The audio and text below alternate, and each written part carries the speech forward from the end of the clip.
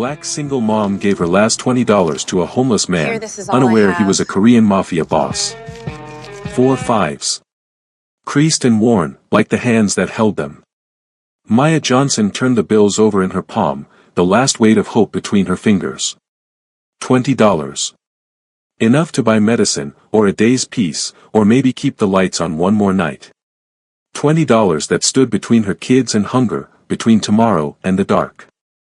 Single black mothers never get the luxury of tears. People see them as weakness, not endurance.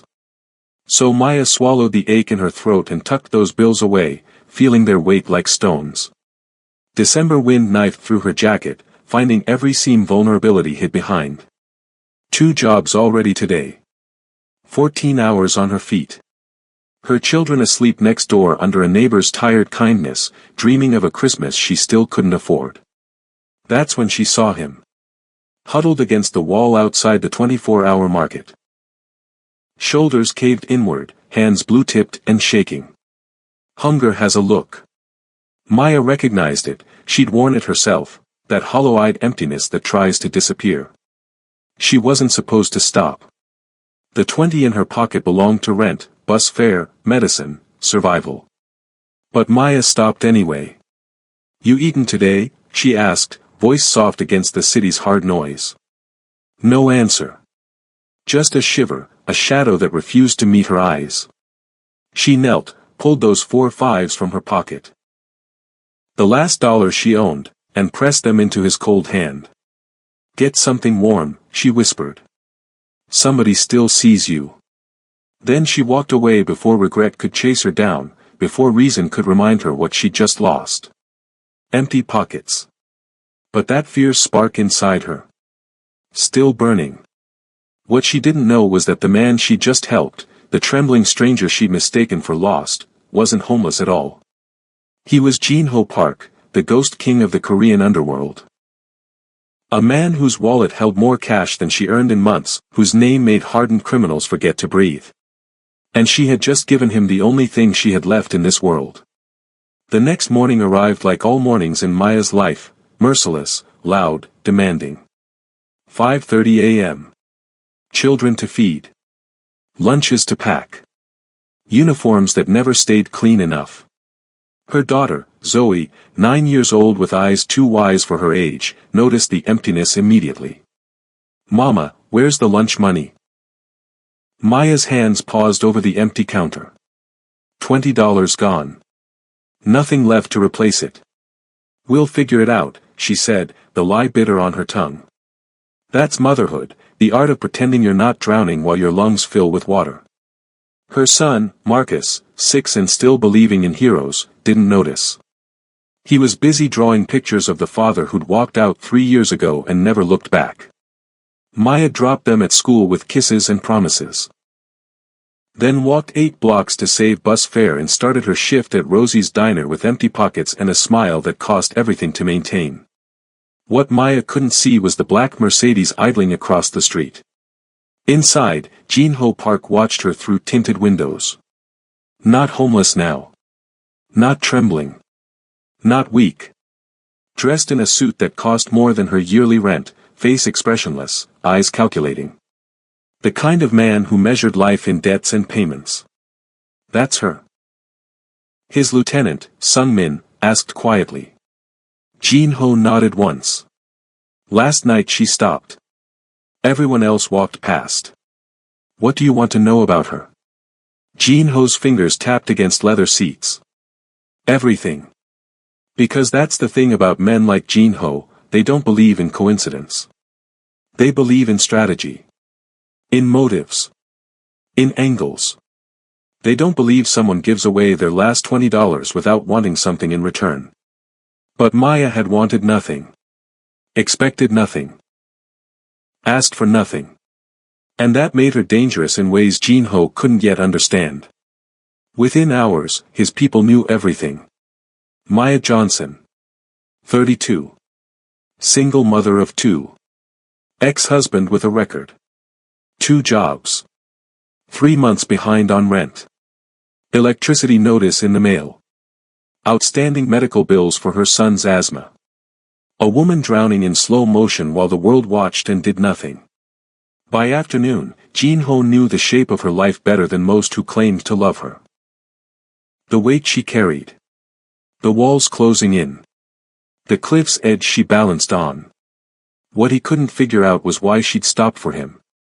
Why anyone would sacrifice their last dollars for a stranger. This question burned in his mind like acid. This woman who had nothing had given everything. And Jin-ho Park, who had everything, had never given anything without calculating the return. Maya's feet ached by lunchtime. The diner never stopped. Orders piling up. Coffee spilled down her uniform. Tips that wouldn't cover groceries. When the lunch rush finally slowed, she collapsed into a booth for her 15-minute break. Counting coins like prayers. Trying to make numbers add up that never would. The bell above the door chimed. Maya didn't look up. Another customer meant ending her break early. But this customer slid into the booth across from her without asking. Black suit. Clean hands. Eyes that missed nothing. Jin-ho Park sat perfectly still, watching her recognize him. You, she whispered. Not the shivering man from last night. Not homeless. Not hungry. Not what she thought. His face gave nothing away. The $20. I came to return it. Maya's throat tightened. Something wasn't right. People like him didn't sit across from people like her unless they wanted something. Keep it, she said. I gave it freely. I don't accept charity. His voice cut like glass, smooth, sharp, dangerous. He placed an envelope on the table between them. What's this? Maya didn't touch it. Repayment. Her laugh was bitter, unexpected. For $20.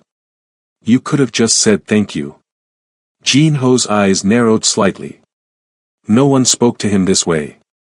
No one laughed. No one questioned. Open it, he said. Maya hesitated, then pulled the envelope toward her. Inside was a stack of $100 bills. More money than she'd held in her life. This is $2,000, she whispered. Jin-ho nodded once. A fair exchange. Maya pushed it back across the table. This isn't fair. This is insanity. I don't want your money. For the first time, Jin-ho looked genuinely confused. Then what do you want? The question hung between them, honest, raw, impossible. Maya stood, straightening her stained uniform. Nothing. I wanted nothing then, and I want nothing now. She walked away, leaving the envelope untouched.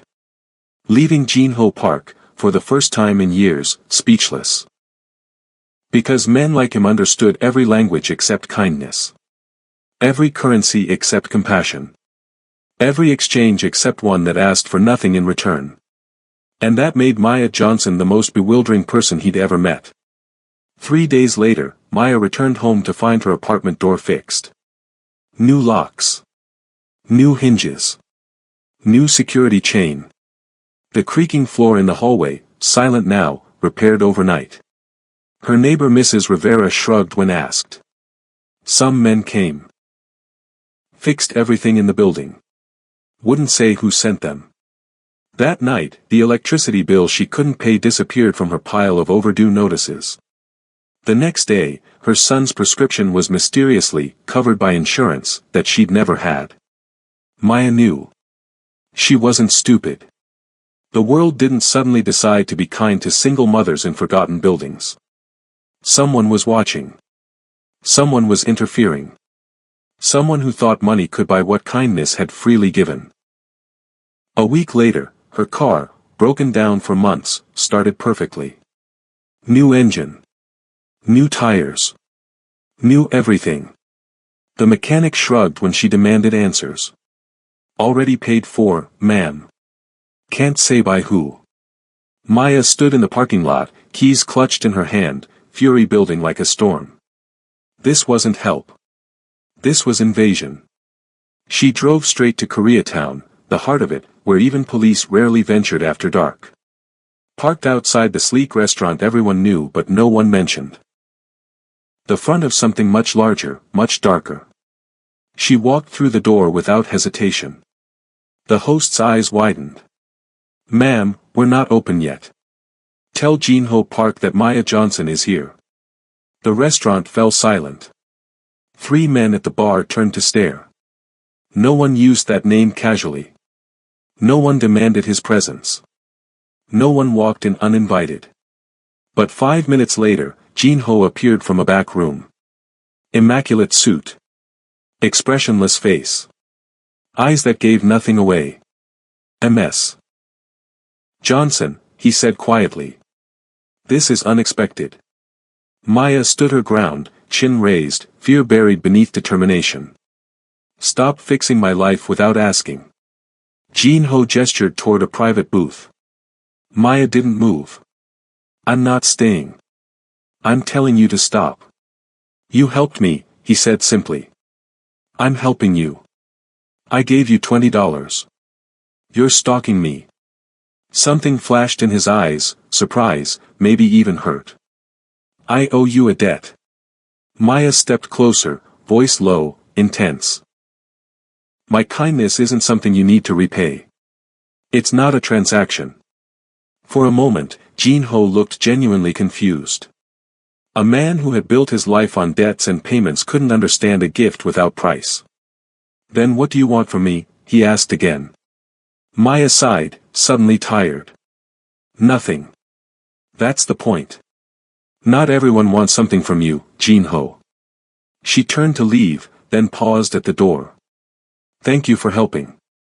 But ask next time. I'm not a charity case, and I'm not a project." As she walked out, Jinho watched her go. A woman with nothing who refused everything he offered. A puzzle he couldn't solve with money or power or fear. For the first time in years, Jinho Park felt something stir inside his chest. Something dangerous. Something alive. Something that had been dead since he was 12 years old. The letter arrived on a Tuesday.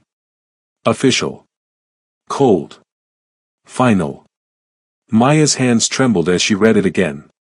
Custody hearing. Her ex-husband, Darnell, wanted the kids. The same man who'd walked out 3 years ago. The same man who hadn't sent a single child support check. Now suddenly claiming she was unfit. Maya knew what this was. Not love for their children. Revenge. Control. Power. The new girlfriend's father was a lawyer. The new girlfriend had money. And Maya had nothing but exhaustion and overdue bills. She called in sick to both jobs. Spent the day making desperate calls. Legal aid was overbooked. Pro bono attorneys laughed at her case. "You can't fight money with no money, ma'am." That night, Darnell called. Voice smooth like it always was before the storm. "Just give me Marcus. You can keep the girl. Boys need their fathers." Maya's voice shook. "You haven't seen him in 3 years. He doesn't even remember you. Courts don't care. They'll see a hard-working father against a mother who can't pay her bills. You're doing this to hurt me." His laugh was cold, familiar in all the ways that still haunted her. "I'm doing this because I can. Because you've always been nothing, and you'll always be nothing." When he hung up, Maya sat in the dark kitchen, terror wrapping around her throat like hands. She'd survived everything: poverty, abandonment, hunger, shame. But losing her children? That would kill her. For the first time in years, Maya Johnson cried without trying to stop. She didn't notice the black car parked outside her building. Didn't see Jinho Park sitting behind the wheel, watching her window go dark. But he was there. Had been there since the letter arrived. His people had intercepted it first, photographed it, then delivered it as if nothing had happened. Jinho knew about the custody filing before Maya did. Knew about Darnell's gambling debts. Knew about the new girlfriend's father's law firm. Knew exactly what kind of man was trying to take Maya's children. The kind of man Jinho understood perfectly. The kind of man who only respected one language, fear. Jin-ho made a single call. Find everything on Darnell Johnson. Every debt. Every secret. Every weakness. Because that's what men like Jin-ho do when they decide to protect something. They don't ask permission. They eliminate threats. Maya didn't know it yet, but the battle for her children had just become uneven. Because a woman who'd given away her last $20 had unknowingly purchased the loyalty of a man who controlled half the city from shadows. The parking lot was dark when Maya finished her late shift. 10 hours on her feet. Tips that wouldn't cover gas. A hearing date looming like execution. She fumbled for keys, mind elsewhere, not noticing the three figures approaching until too late. Darnell.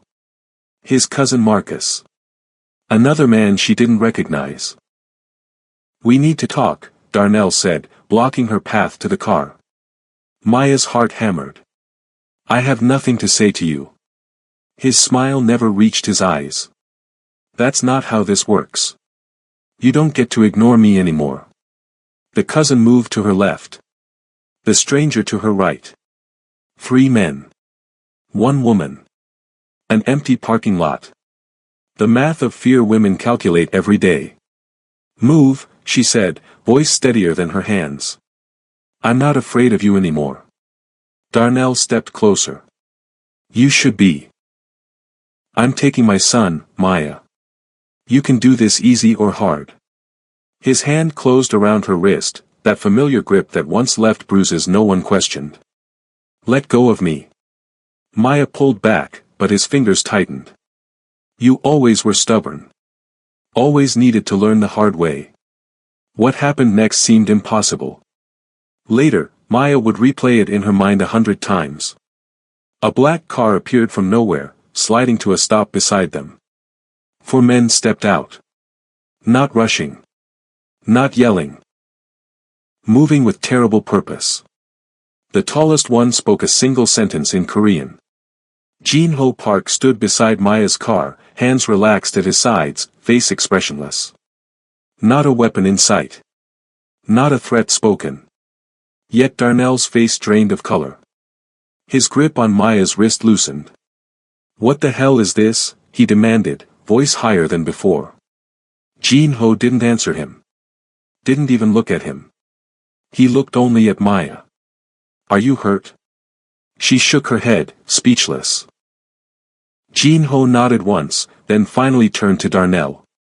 You touched what belongs to me. Simple words. Calm voice. Eyes like winter. Darnell laughed nervously. Man, I don't know who you think you are. Jin-ho's men moved with practiced efficiency. In seconds, Darnell was against the car. His friends retreated, hands raised. No violence. No shouting. Just the promise of it hanging in the air like smoke. Jin-ho spoke quietly to Darnell, words Maya couldn't hear. But she saw the effect, saw fear replace arrogance, saw sweat bead on his forehead. Saw him nod frantically like a man agreeing to save his own life.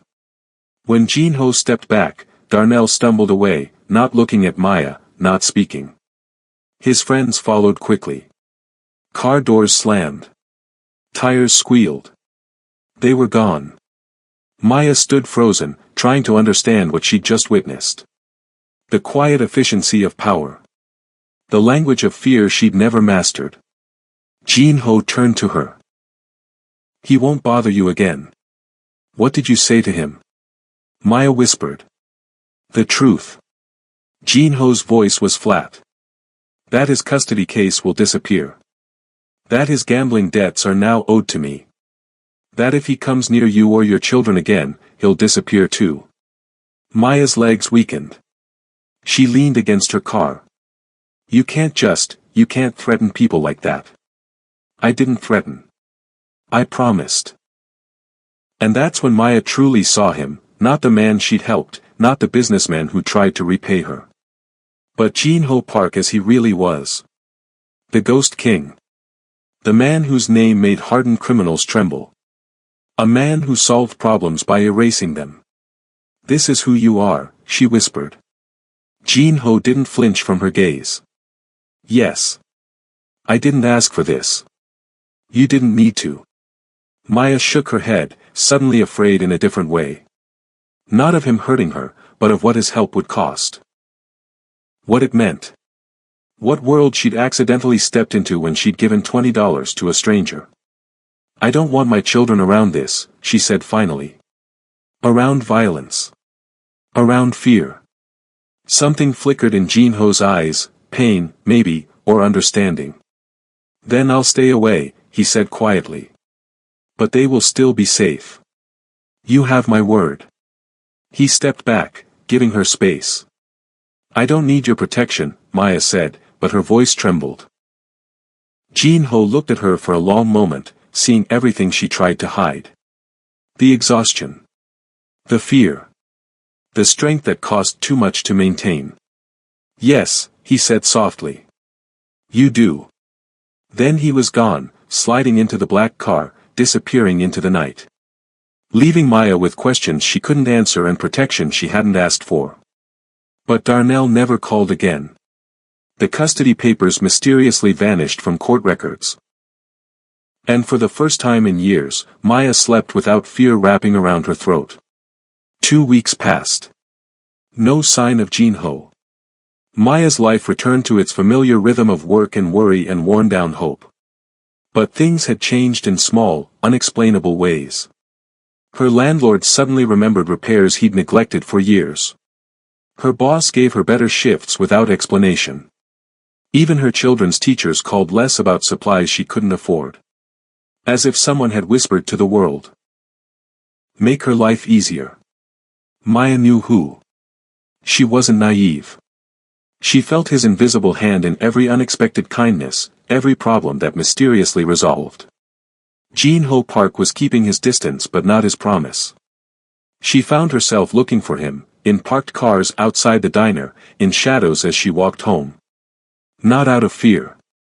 Out of something she couldn't name. Something that felt dangerously like missing someone she barely knew. Then one evening, she found him waiting beside her car after work. Leaning against the hood. No suit today. Simple black jacket. Hands in pockets. Almost ordinary, if not for the eyes that saw everything and revealed nothing. You're avoiding me, he said as she approached. Maya stopped a few feet away.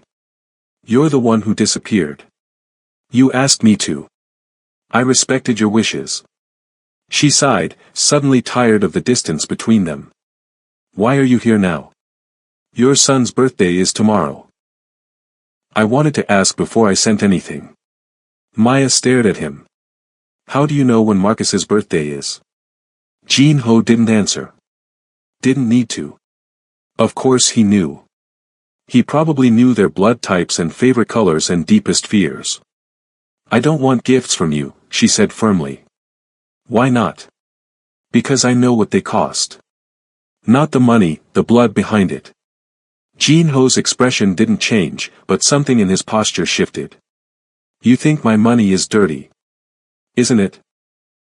He stepped closer, close enough that she could see the tiny scar above his left eyebrow. Everything in this world is dirty, Maya. The clothes you wear. The food you eat. The car you drive. That's not the same thing. Isn't it? You work for a diner owner who doesn't pay taxes. You buy groceries from stores that exploit workers. You live in a system designed to keep you poor. Maya's anger flared. So that justifies what you do. I don't seek justification, he said quietly. I seek survival. Like you. I don't hurt people to survive. Something flashed in his eyes, pain, maybe even shame. Then you're better than me. I've always known that.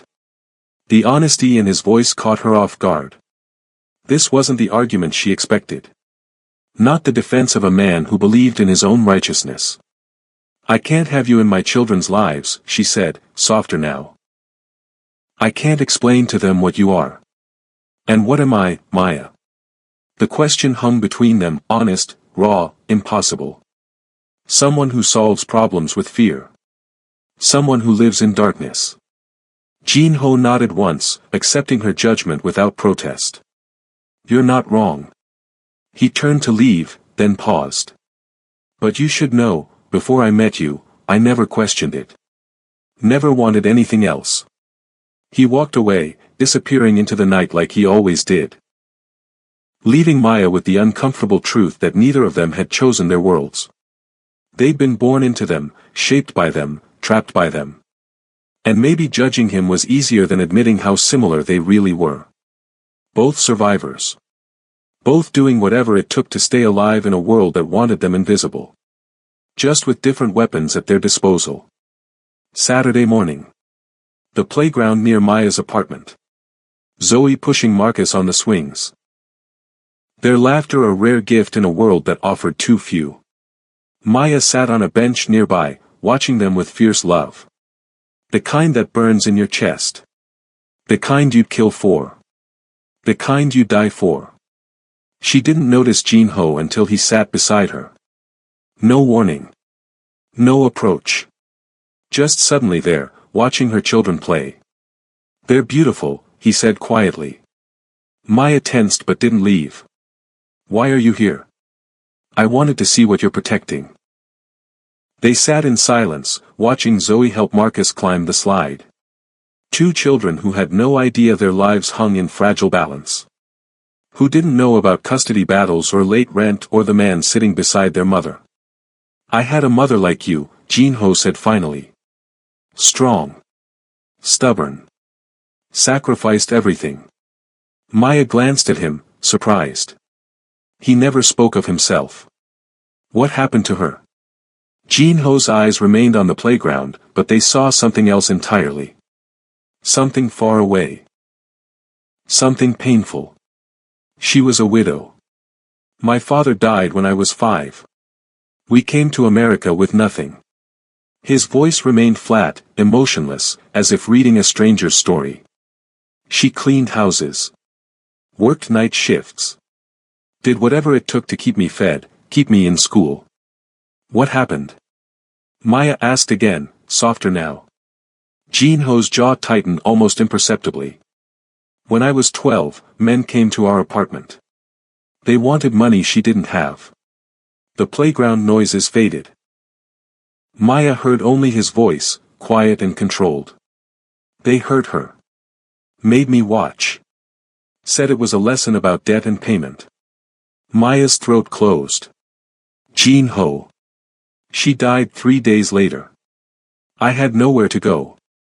No family. No money. He turned to look at her, eyes clear and hard as glass. So the same men who killed her took me in. Taught me how to survive. How to make sure no one could ever hurt me again.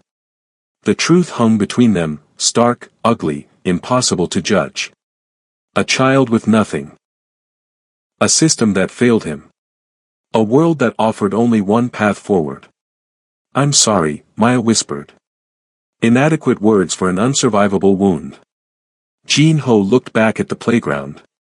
I was her world. Like those children are yours. She gave everything to keep me safe. His voice grew quieter. But in the end, she couldn't protect me from this city. From poverty. From men who see weakness and exploit it. Maya understood then, why he'd helped her, why her $20 had meant so much. Why he watched her children now with something like longing in his eyes. That's why you do what you do, she said. To never be that helpless again. Jin-ho nodded once. We all make choices, Maya. Some just have fewer options than others. Marcus fell from the slide. Cried out. Maya half rose, but Zoe was already there, helping him up, brushing off his knees. You remind me of her, Jin-ho said. My mother. She had the same eyes. The same strength. Maya sat back down, closer now. Not touching, but the distance between them had changed. What was her name? Minesio. The name left his lips like a prayer.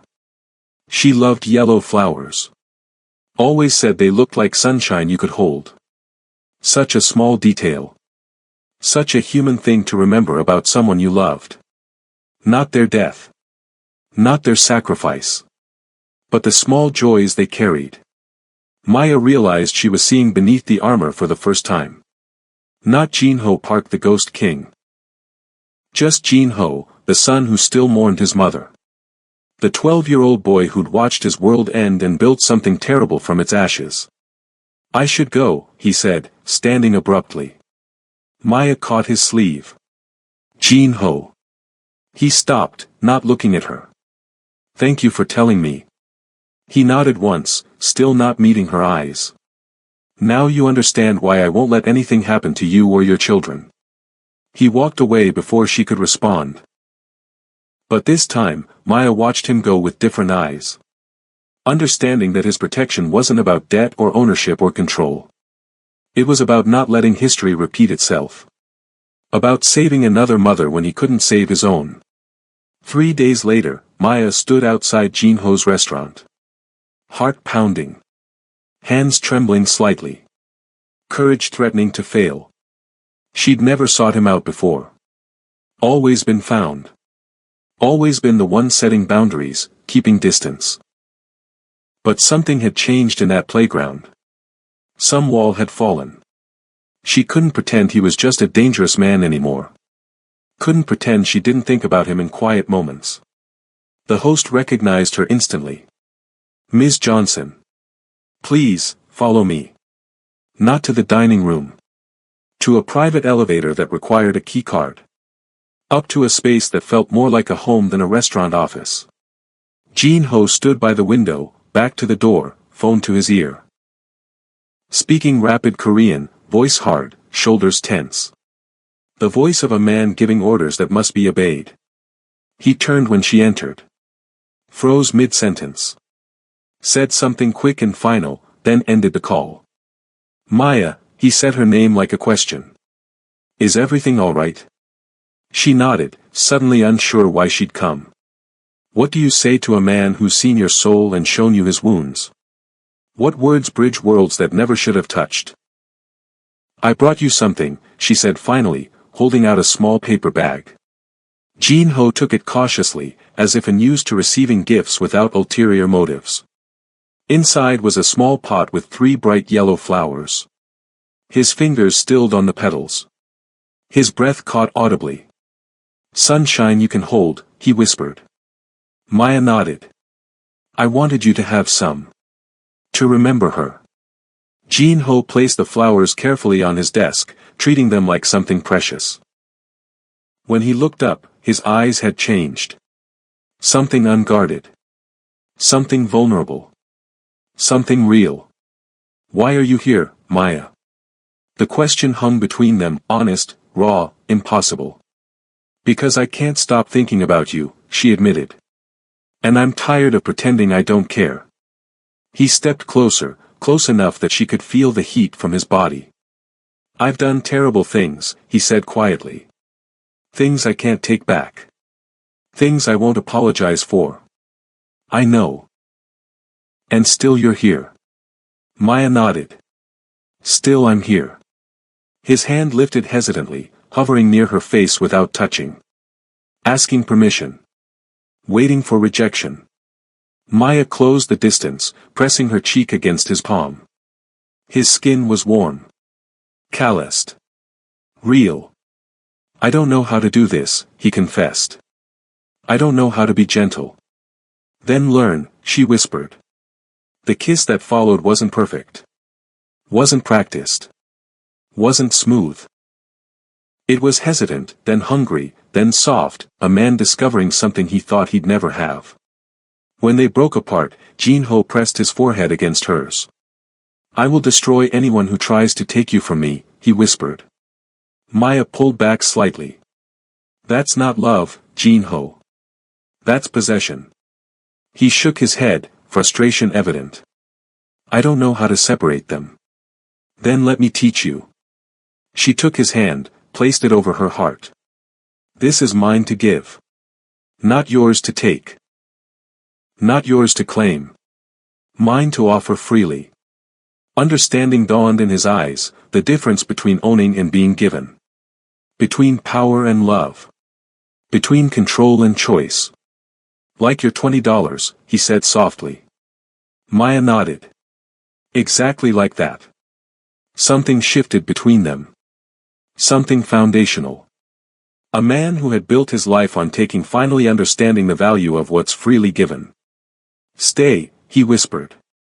Just for a while. So Maya stayed. They talked for hours. About childhoods. About dreams abandoned. About favorite foods and books never read and places never seen. Not about his business.